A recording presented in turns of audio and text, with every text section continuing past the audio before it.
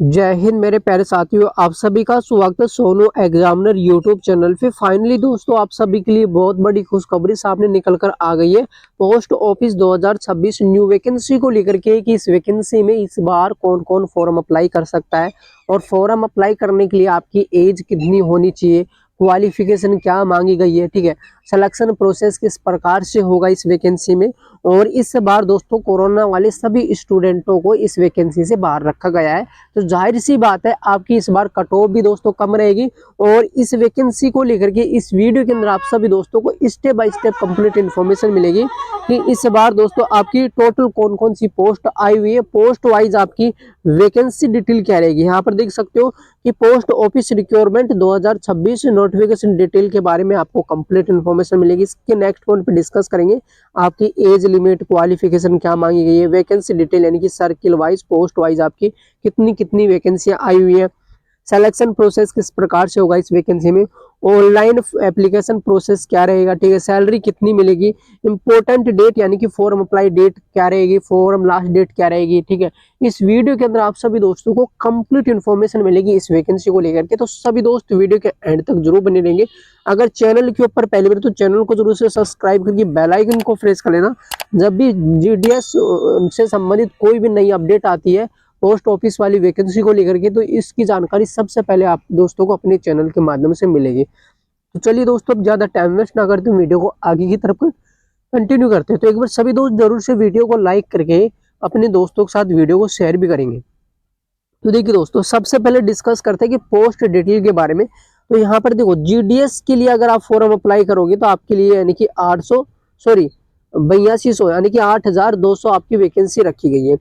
और पोस्टमैन की बात करूँ तो आपकी 3500 यानी कि 3500 प्लस आपकी वैकेंसी है। मेल गार्ड के लिए यानी कि 1250 यानी कि 1250 यानी कि 1250 आपकी वैकेंसीज है।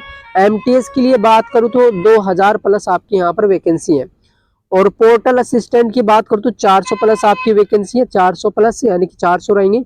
और शॉर्टिंग असिस्टेंट की बात करूँ तो 125 आपकी यहाँ पर वैकेंसी है। बट आप कमेंट बॉक्स में अब ये कमेंट करोगे कि जीडीएस की अलग से वैकेंसी आएगी कि नहीं आएगी। तो देखो, जीडीएस की एक अलग से वैकेंसी है जो कि 28,000 पोस्ट उसमें आ रही है, ठीक है।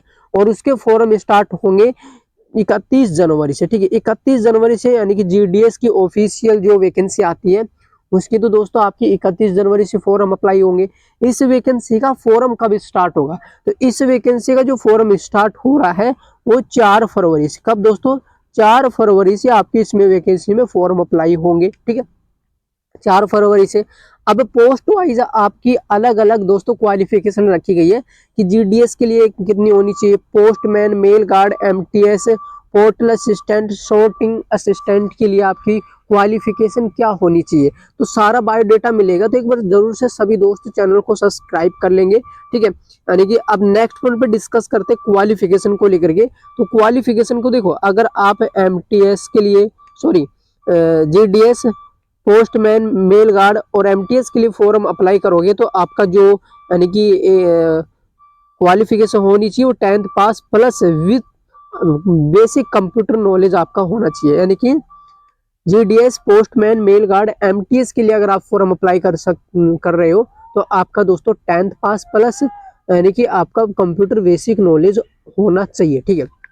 हम नेक्स्ट पॉइंट पे डिस्कस करते हैं पोर्टल असिस्टेंट और सॉर्टिंग असिस्टेंट के लिए अगर आप फॉर्म अप्लाई करोगे तो आपका 12th प्लस ग्रेजुएशन आपकी डिग्री होनी चाहिए। यानी कि क्लियर अगर आपने ये कर रखा है तो फॉर्म इसमें अप्लाई कर सकते हो, ये आपकी क्वालिफिकेशन है। इसके अलावा नेक्स्ट पॉइंट पे यानी कि एज लिमिट की अगर बात करो तो 1 जनवरी 2026 से पहले पहले आपकी एज 18 कंप्लीट हो जानी चाहिए, तो आप इसमें फॉर्म अप्लाई कर लेंगे। मैक्सिमम बात करो तो 32 साल तक अब आप इसमें फॉर्म अप्लाई कर सकते हो, ठीक है, इस वैकेंसी में। इसके अलावा गवर्नमेंट के अकॉर्डिंग हर वैकेंसी में आपको छूट मिलती है एज लिमिट को लेकर के। तो एज में आपको छूट मिलेगी। तो यहाँ पर SC/ST की बात करें तो 5 साल का एज रिलैक्सेशन मिलता है, ओबीसी को 3 साल का, और पीडब्ल्यूडी की बात करूँ तो 10 ईयर्स यानी कि 10 साल का यहाँ पर एज रिलैक्सेशन आपको मिलता है।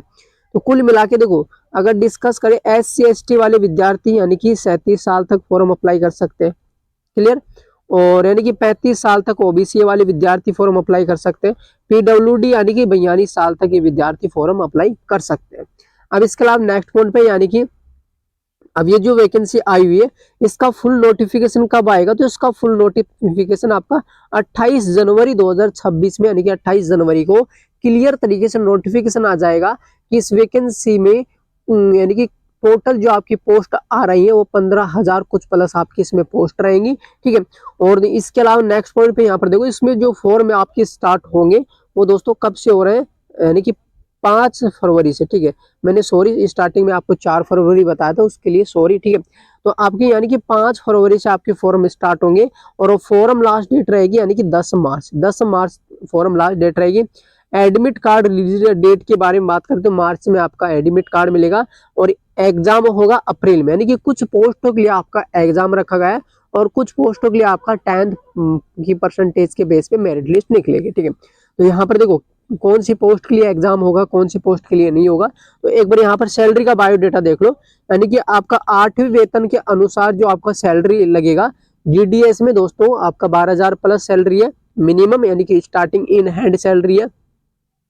और पोस्ट मेल गार्ड की बात करूं तो यहाँ पर आपका 21,000 प्लस आपकी इन हैंड सैलरी है।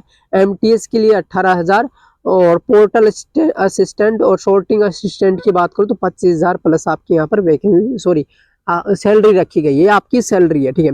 इसके अलावा अब नेक्स्ट पॉइंट पे डिस्कस करते हैं सिलेक्शन प्रोसेस, यानी कि कैसे होगा चयन को लेकर के, यानी कि आपका जो सिलेक्शन प्रोसेस होगा इस वैकेंसी में वो पोस्ट वाइज अलग अलग रखा गया है। तो यहाँ पर देखो पोस्ट वाइज अगर डिस्कस करें तो यहाँ पर आपका एमटीएस और यानी कि जीडीएस की बात करें तो जीडीएस एमटीएस की बात करें तो मेरिट लिस्ट निकलेगी 10th मार्क्स पर आधारित, यानी कि आपका 10वीं में जितना बढ़िया परसेंटेज होगा उतना ही ज्यादा आपका चांस होगा। और अब इसके बाद में दोस्तों यहाँ पर देखो पोस्टमैन और मेल गार्ड की बात करें तो आपका यहाँ पर एग्जाम होगा, एग्जाम के बाद में डॉक्यूमेंट्स वेरिफिकेशन और फाइनली इसमें ज्वाइनिंग आपको मिलेगी। पोर्टल असिस्टेंट और शॉर्ट असिस्टेंट की बात करें तो एग्जाम के बाद में टाइपिंग और फिर आपका डॉक्यूमेंट्स वेरिफिकेशन, ये आपका सिलेक्शन प्रोसेस है, ठीक है।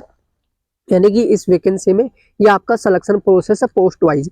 अब एग्जाम होगा तो एग्जाम में आपसे क्या क्या पूछा जाएगा, ठीक है। तो ये सारी इंफॉर्मेशन आपको कब मिलेगी, 28 जनवरी को फुल नोटिफिकेशन आएगा। तो उस टाइम में आप सभी दोस्तों के साथ डिस्कस करूंगा कि भाई आपके सिलेबस में कौन कौन से यानी कि चैप्टर आए हुए हैं, ठीक है।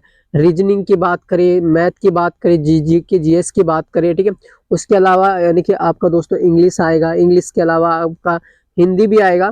तो कौन से सब्जेक्ट से कितने चैप्टर आपके यानी कि सिलेबस के अकॉर्डिंग ऐड किए गए, ये सारी इन्फॉर्मेशन आपको फुल नोटिस को लेकर के कब मिलेगी, 28 जनवरी को, ठीक है। अब इसके अलावा नेक्स्ट पॉइंट पे डिस्कस करते हैं इसमें कौन कौन फॉर्म अप्लाई करेगा।